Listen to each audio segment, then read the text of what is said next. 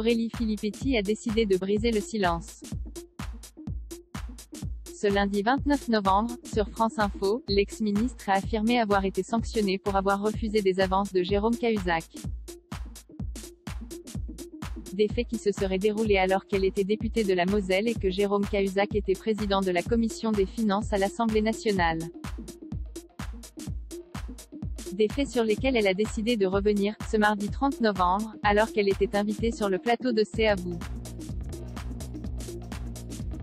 Si je raconte cela aujourd'hui, c'est parce que je pense que c'est très important. Ce mouvement Croisillon Me Tout politique, Croisillon Me Tout, en général, a-t-elle indiqué.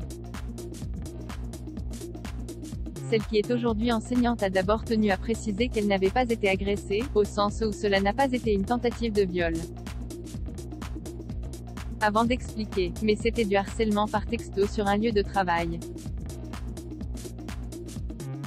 Et donc cela avait un impact sur mon travail de parlementaire, insiste l'ex-ministre.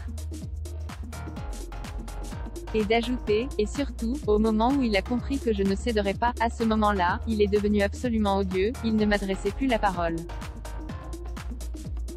Et cela a eu une conséquence très directe puisque c'est lui en tant que président de la Commission des finances qui donnait les réserves parlementaires.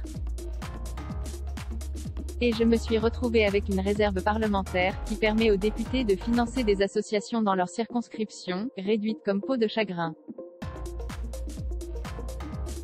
Aurélie Filippetti, personne ne me croyait, une situation dont elle a parlé à lui, mais aussi à d'autres, à beaucoup d'autres.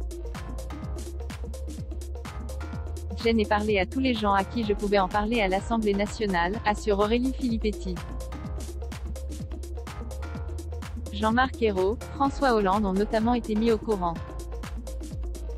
Mais personne ne me croyait parce que Jérôme Cahuzac racontait que nous avions vécu une histoire d'amour et que je n'avais pas supporté la séparation et que j'étais folle, hystérique.